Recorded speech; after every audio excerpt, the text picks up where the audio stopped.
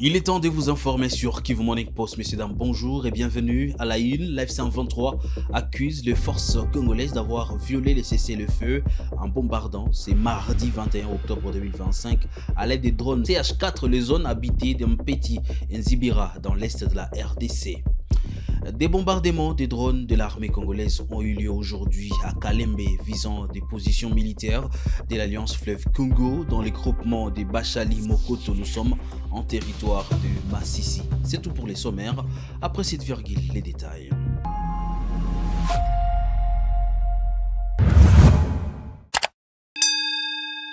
Bienvenue sur Kivu Morning Post. L'Alliance Fleuve Congo, mouvement du 23 mars AFC M23, dénonce la violation du cessez-le-feu par les forces armées congolaises. Selon Laurence Kanyuka, porte-parole du mouvement, c'est mardi 21 octobre 2025. Des drones CH4 du gouvernement congolais ont bombardé les zones peuplées d'Mpeti, Nzibira et leurs environs, exposant des civils à des graves dangers.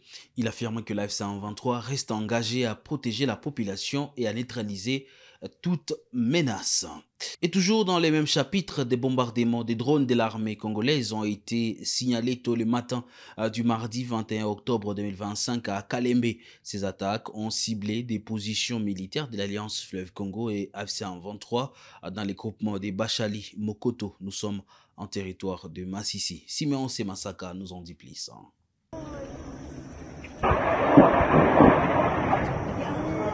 D'après nos premières informations, ces bombardements ont été enregistrés dès 4 heures du matin dans une zone inhabitée de Kalembe à Massissi. Un second bombardement a été signalé à Ihula, dans la partie de Bwito, territoire de Rutshuru, deux zones séparées par une rivière. Depuis 16 heures matinales, la situation reste tendue au sein de la population locale qui redoute une éventuelle reprise des frappes dans la région. Des bombes sont tombées ici à Kalembe cette nuit vers 4 heures, notamment sur des positions militaires du M23. L'une a frappé la colline près de la défense, l'autre à Ihula, l'une après l'autre. Mais à Kalembe, il n'y avait pas de militaires sur place. Peut-être qu'ils avaient reçu une consigne. Pour Ihula, nous ne savons pas encore exactement ce qui s'est passé. La population reste inquiétée, témoigne un habitat sous anonymat. Pour l'instant, aucun bilan humain n'a été enregistré. La zone demeure plongée dans l'incertitude. Ces bombardements interviennent alors que la situation reste confuse en Petit, où les rebelles de l'AFC M23 s'affrontent aux miliciens Wazalendo.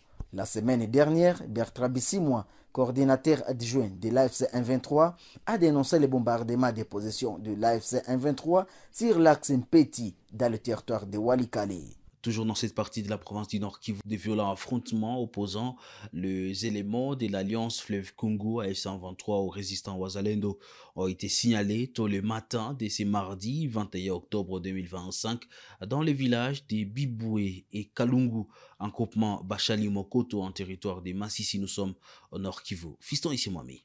D'après les sources locales à Kivu Morning Post, ces affrontements sont concernés dans les villages de Biboué, Nyabizozi, Nyabikere ainsi que sur la colline stratégique de Muzumu en localité Kalungu. Selon nos sources, sous anonymat, des armes lourdes et légères retentissent dans cette partie de la chefferie des Bachali. Ces attaques simultanées ont été lancées par des éléments de l'AFC M23 pour repousser les Wazalendo loin des localités habitées par des populations civiles, souvent victimes de la présence de ces miliciens. Nous attendons les explosions, des bombes et les bruits des armes lourdes depuis le matin. La M23 ont attaqué plusieurs positions des Wazalendo, même sur la colline Muzimu, qui était sous contrôle des deux parties. À Kanyana, c'est calme avec des éléments M23, mais de l'autre côté, la situation est tendue. Ce n'est pas seulement ici, mais aussi dans plusieurs localités. C'est très grave, confie un habitant sous anonymat. Ces affrontements s'ajoutent à ceux signalés récemment en Petit dans les territoires voisins de Walikale. Cela intervient au lendemain d'une forte incursion des bandits armés assimilés au Wazalendo la nuit du dimanche au lundi 20 octobre, causant des blessures graves à 2 habitants du village Nyangé. Des hommes armés assimilés au Wazalendo ont attaqué des positions de l'Alliance Fleuve Congo le mardi 21 octobre 2025 dans plusieurs villages du groupement de Etungo. Nous sommes en territoire des Rutshuru. L'attaque a d'abord visé la position des Bugushu, puis s'est étendue à l'ancien appartement des Kasuku, provoquant un climat de panique.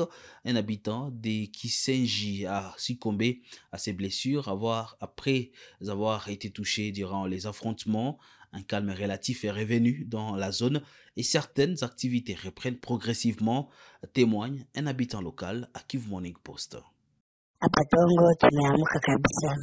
Ici à Tongo, on se réveille sous le crépitement des balles.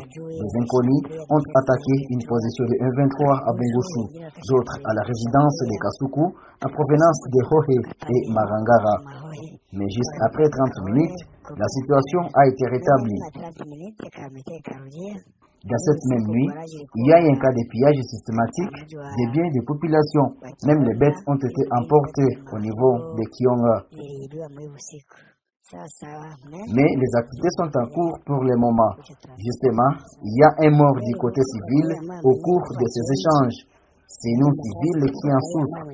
Maintenant, nous attendons la volonté de Dieu. Une équipe du corps des santé militaires est à Béni. Le lundi 20 octobre 2025, elle a rencontré le gouverneur de la province et a présenté sa mission d'évaluation de la couverture santé universelle, un programme ambitieux du gouvernement de la République démocratique du Congo. Suivez ici en image. Dans un premier temps, il est tout à fait normal qu'on vienne rendre les civilités au gouverneur. Nous ne pouvons pas commencer ou amorcer n'importe quelle activité avant que nous puissions lui donner les objectifs ou l'objet de notre mission. Nous sommes venus annoncer au gouverneur que nous sommes venus beaucoup plus dans le cadre de la couverture santé universelle, un programme initié et lancé par le commandant suprême. Alors, ce programme-là, il est mis en œuvre par le gouvernement à travers le ministère de la Défense, en ce qui nous concerne, nous, l'armée, et la santé publique pour les autres structures. C'est dans ce sens-là. Le commandant suprême avait constaté que nous, l'armée, on n'était souvent pas pris en compte par les autres structures. Alors, il était vraiment nécessaire, son souci majeur, c'était de prendre en charge correctement les militaires, leurs familles, leurs dépendants, ainsi que le personnel civil de la défense. En principe, c'est ça l'idée principale, et cela sous le compte de la gratuité. Le programme est déjà en pleine application, donc je viens évaluer la première dotation de la santé couverture qui a été faite à travers nos unités médicales de la 3e zone de défense. Alors, nous allons voir comment est-ce qu'ils avaient réceptionné, comment est-ce qu'ils avaient utilisé cela et quels sont ou quels seraient leurs desiderata que nous allons prendre en compte pour les prochaines dotations. Le gouverneur militaire de l'Ituri, le lieutenant-général Luboya Kanchama, a rencontré le directeur général du guichet unique de création d'entreprises à Bunia le 20 octobre. L'objectif de cette rencontre était de finaliser les étapes d'implantation de cette structure qui facilitera la formalisation des activités économiques. La délégation conduite par le directeur général du guichet unique des créations d'entreprises a été reçue ce lundi 20 octobre au gouvernorat de l'Ituri. Au centre des échanges, l'installation du guichet unique des créations des entreprises à Bunia avec l'appui du projet Transform. Le directeur général a présenté l'état d'avancement du projet et a salué l'implication personnelle du gouvernement militaire de l'Ituri dans sa concrétisation. En effet, l'autorité nous a attribué un bâtiment très promptement, sans hésiter, et ce bâtiment qui va servir, n'est-ce pas, du bureau de notre antenne du guichet unique ici à Bunia. Le directeur général a aussi été impressionné par les avancées visibles dans la ville de Bunia sous l'impulsion du régime de l'état de siège, une action qui crée un environnement favorable pour la création des entreprises à Ituri. Mais l'autorité également nous a épatés au cours de cette réunion, non seulement par sa vision pour notre beau et très cher, mais surtout pour les réalisations que nous-mêmes nous avons vues de nos propres yeux, comme on dit. Donc, avant de venir ici à Bunia, on n'avait pas l'impression que Bunia était ce qu'il est, puisque tout le monde voit Bunia Ituri ici, c'est les guerres, il n'y a rien d'intéressant. Mais une fois que nous sommes arrivés ici, nous nous sommes rendus compte que ce qu'on entend et ce qui se vit ici, c'est le jour et la nuit au fait. Et tout cela grâce à l'expertise, grâce à l'action. Donc le gouverneur. Cette prochaine implantation est le fruit de la vision du chef de l'État, Félix Antoine Tshisekedi Tshilombo, matérialisée par le lieutenant général Luboyanka Shabajoni, marque une nouvelle ère pour les entrepreneurs ituriens. Le député national Trésor Lutala Mutiki a lancé le 20 octobre une campagne pour sa proposition de loi interdisant la nomination des anciens animateurs des mouvements insurrectionnels dans les institutions de sécurité en République démocratique du Congo. Il a expliqué que cette initiative vise à renforcer la sécurité nationale et à restaurer la confiance du peuple. Ce n'est pas une chasse aux sorcières. Mais selon moi, c'est un dernier rempart contre l'impunité dans notre pays. Elle vise à mettre fin aux pratiques antérieures d'intégration systématique des éléments insurgés au sein de nos forces de sécurité. Et cela se passe sans filtrage judiciaire, portant atteinte à l'éthique républicaine et à la cohésion nationale. C'est pour simplement dire interdire l'intégration des anciens responsables des mouvements insurrectionnels dans les institutions et services de sécurité de la République démocratique du Congo, notre pays. L'objectif principal de cette proposition de loi est de garantir la loyauté républicaine, d'assurer la sécurité nationale et mettre fin à l'impunité. Les textes de cette proposition s'inspirent de la Constitution qui garantit les droits à la paix et à la sécurité et s'aligne sur les principes de l'État, des droits et de la bonne gouvernance. Mesdames et messieurs, chers honorables, en tant qu'élus légitimes du peuple, surtout originaires des zones en conflit, les sites qui pour la partie orientale de notre pays, je me suis décidé de ne plus tolérer que le maître taché de sang de victimes de toutes sortes dirige nos forces de l'ordre. Dans la présente démarche, je soutiens qu'il y ait des sanctions dissuasives contre les individus et structures complices des groupes armés. Dans cette proposition que je porte, sont listées toutes les institutions visées par l'interdiction et prévoient de mesures d'encadrement, des poursuites judiciaires à l'encontre des êtres insurgés et dans un souci d'équilibre, nous avons suggéré des voies de réinsertion plutôt, et moyens d'encadrer pour ceux qui optent pour la paix après le dialogue et l'intégration volontaire. Cette proposition de loi rompt avec le pratique du passé qui consistait à intégrer systématiquement les insurgés sans contrôle judiciaire, et ce qui a pu banaliser la violence armée comme un moyen d'obtenir des avantages de l'État.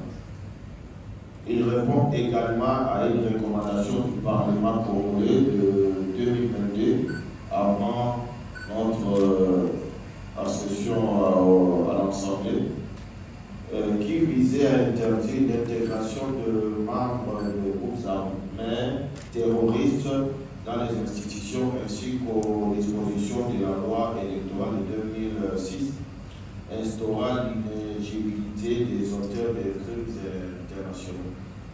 Mandala City, le nouveau développement urbain des Kanyama KCC, prend progressivement forme. Actuellement, l'hôpital du projet est dans sa phase de finition, promettant des services de santé essentiels pour la communauté. Parallèlement, plusieurs constructions signées par ex-Kuluna sont en cours, contribuant à l'essor de cette nouvelle ville. Reportage. Les bâtisseurs bâtissent KCC, et ce n'est pas un euphémisme. Les ex-Kuluna construisent Mandala City. Dans cette brousse, au milieu des champs, germent pas que des maïs, mais aussi des constructions modernes. Villas, terrain de tennis, terrain de basket, salle de sport, salle de conférence. Le lieutenant général Jean-Pierre Kassongo Kabouik a pensé à tout et surtout au chef de l'État. Son bureau est grand. Ce sera le bureau du président. Le bureau de travail. En tant que campagnard, quand il vit en campagne. Même s'il est en campagne, n'oubliez pas que c'est le commandant suprême. Le service national et son commandant pensent, mais anticipent aussi. Kanyama KCC devient de plus en plus attrayant. Nous avons de plus en plus de visiteurs de marque, commençant par le président de la République, commandant suprême. Nous nous anticipons déjà, nous disons, si jamais il arrivait ici, il dit, bon, voilà, je vais tenir une réunion. On tient la réunion où? Dans une tente? Non. Ou dans nos vieux bâtiments? Non. Il peut venir ici à tout moment. Il improvise une réunion, on veut quand même créer les bonnes conditions de travail du commandant suprême et des autres autorités. Et ça sera très beau, je vous jure, ça sera très beau. À quelques pas de Mandala City, les bâtisseurs mettent la dernière touche à ce bâtiment qui abritera un hôpital ultramoderne.